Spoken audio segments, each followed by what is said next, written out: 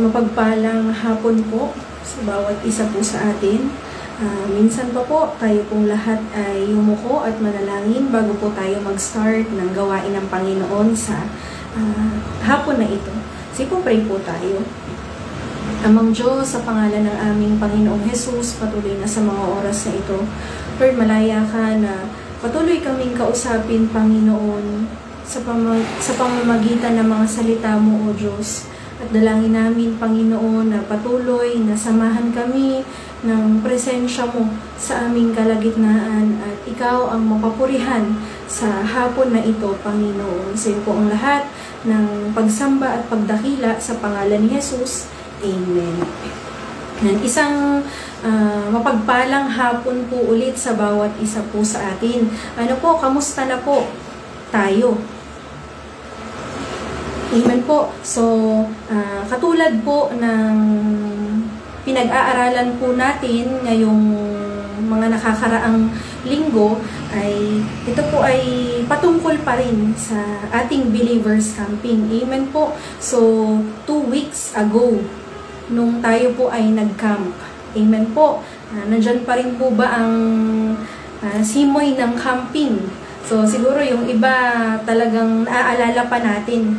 Amen po, yung mga tinuro, yung mga naranasan natin nung camp, yung mga sinabi ng Diyos sa atin nung camping. Amen po. At ang sabi po ng 2 Timothy chapter 3 verse 17, that the man of God be perfect, completely outfitted, fully supplied, fully furnished, decked out, and equipped unto all good works. Ipinahayag po sa atin ng Diyos noong camping sa mga salita niya na ang kalooban niya ay sumagana tayong lahat.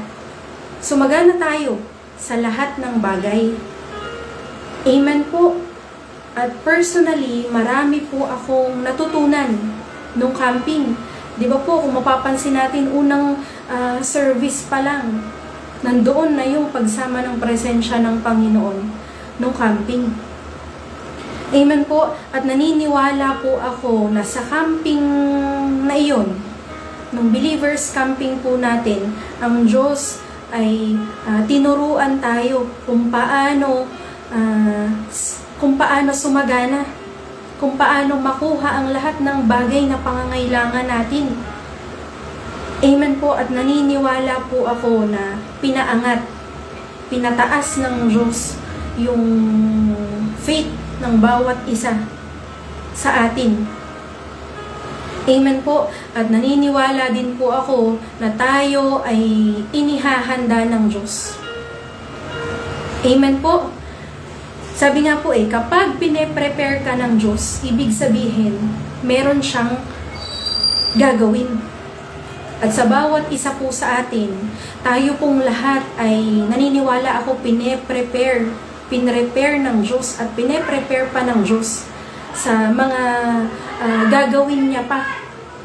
Amen po. Naalala po ba natin na yung prayer natin na Lord, increase our ability to serve you. Naniniwala po ako na ang isa sa i-increase ng Panginoon sa bawat isa sa atin ay yung pananampalataya natin.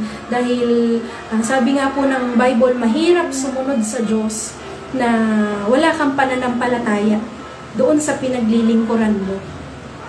Amen po. At ito po ang itinuturo ng Diyos at itinuro ng Diyos sa atin nung camping. Amen po. At bago po tayo makarating sa Believers Camp, naniniwala po ako na maraming struggle. Tulad po ng mga shinare po sa atin ng mga pastor po natin, marami po tayong struggle, especially and specifically financial. Amen po. Isa sa mga isipin natin bago mag-camping, paano ang camp fee? Paano ang transportation fee? Paano ang sasakyan? Amen po. Pero ang sabi po ng salita ng Diyos sa 1 Peter chapter 5 verse 7. Sabi po dito, ipagkatiwala ninyo sa Kanya ang inyong mga alalahanin sa buhay sapagkat siya ay nagmamalasakit sa inyo. Lagi po tayong pinapaalalahanan ng banal na spirito sa mga salita ng Diyos. Amen po. At glory to God po kasi natapos ang camping at lahat po ay nalagyan. Amen po. At sa bawat isa po sa atin, kung titingin po tayo sa sitwasyon, parang imposible. Amen po. Aminin po natin, kung titingin po tayo sa mga kakayanan natin, parang hindi natin kaya. Pero ang sabi po ng Diyos sa mga salita niya, katulad po nung na-share sa atin ni Pastor Boy, Ephesians chapter 3 verse 20, sa Kanya na makakagawa ng higit pa kaysa maaari nating hilingin at isipin sa pamamagitan ng Kanyang kapangyarihang kumikilos sa atin. Alam niyo po, before camping, dito po sa Rema Tarlac, ay malaki rin po ang kailangan naming i-raise.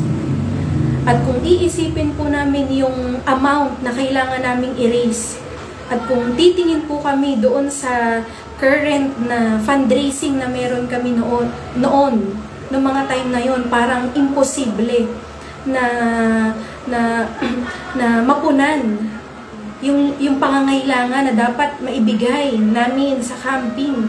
Pero alam niyo po, ang sabi nga po ng salita ng Diyos, siya ang makakagawa, siya na makakagawa ng higit pa kaysa maaari nating hilingin at isipin. Amen po.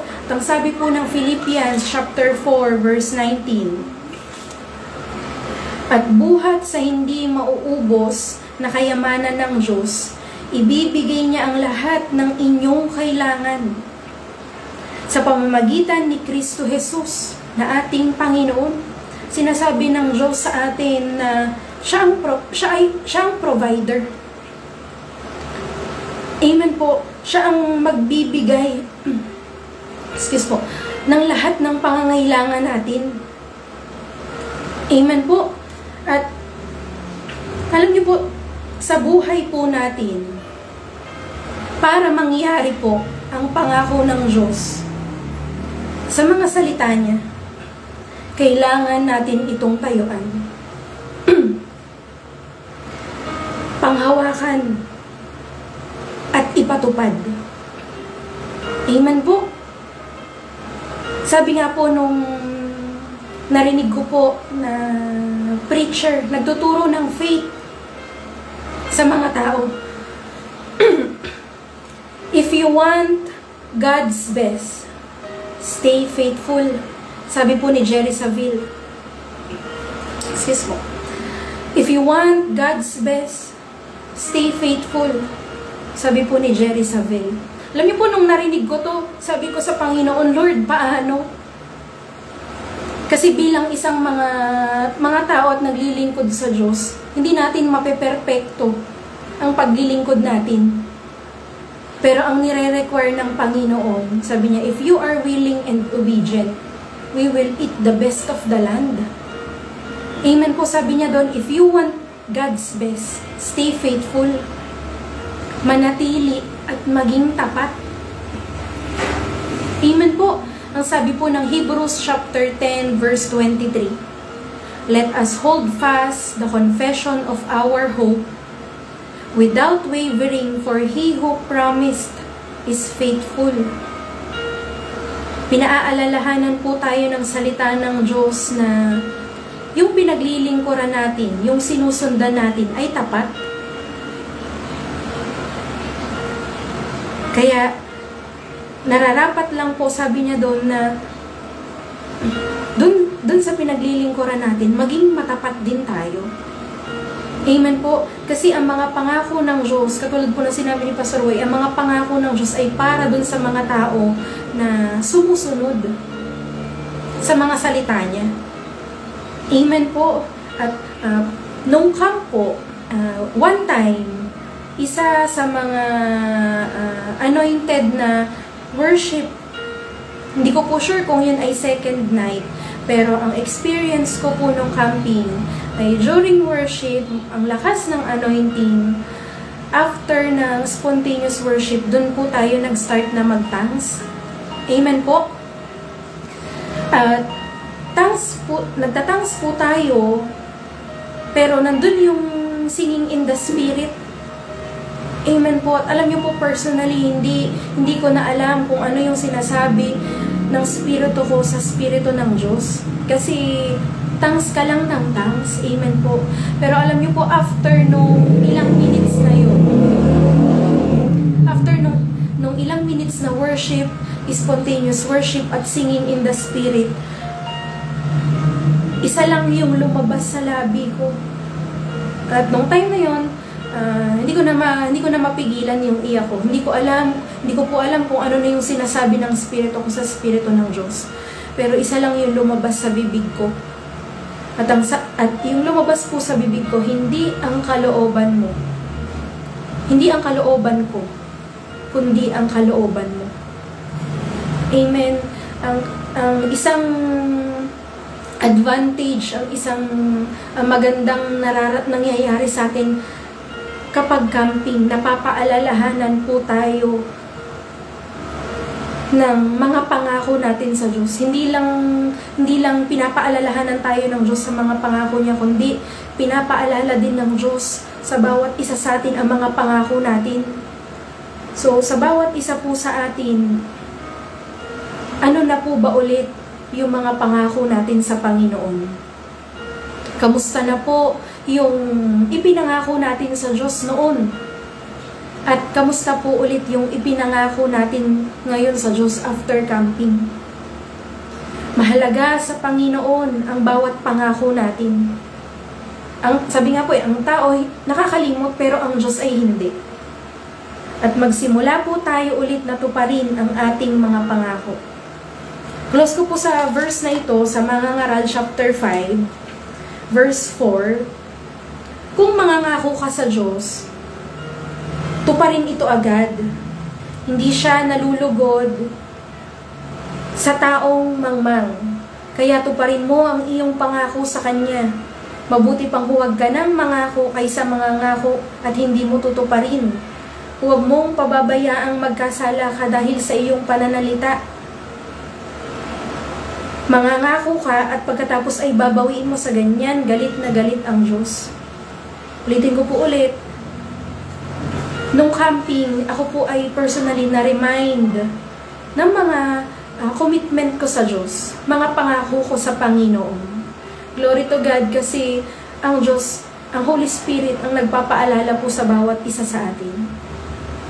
At sabi nga po, di ba po ng mga pastor natin, ang totoong battle, ang totoong output, hindi yung camp, amen, kundi yung after camp, yung magiging yung gagawin natin after camp. At sa bawat isa po sa atin, mahalaga po na kung ano yung sinabi sa atin ng Panginoon noong camping ay gawin po natin. Yung mga binigyan ng Diyos, binigyan tayo ng Diyos sa mga assignment, ipinaalala sa atin ng Diyos ang commitment natin, ang mga pangako natin, ang sabi ng Bible, mahalaga sa Panginoon yung pangako na yan. At malulugod ang Diyos kung ito ay tutuparin natin. Amen po. So, yun lang po yung maishishare ko sa bawat isa po sa atin na nangyari po nung camping. Sige po, before po tayo mag-close, tayo pong lahat ay umuko at manalangin. Pray po tayo. Amang Diyos, sa pangalan ng aming Panginoong Jesus, patuloy na sa mga oras na ito, Lord, patuloy Panginoon na ipaalala mo sa amin ang mga nakalimutan na namin ng mga pangako namin. Paalala mo sa amin, Lord, yung commitment namin sa iyo. At patuloy, Panginoon, na taasan mo yung abilidad namin. Lord, dagdagan mo yung abilidad namin para magawa namin kung ano yung pinapagawa mo sa amin, O Diyos. Kung ano yung kalooban mo, Panginoon, pinapagawa mo sa amin. Salamat, Panginoon, sa camping na nagdaan at sa mga camping pa na gagamitin mo para kami ay palakasing muli. Patuloy kang purihin at dakilain sa pangalan ni Jesus. Amen. God bless po sa bawat isa po sa atin.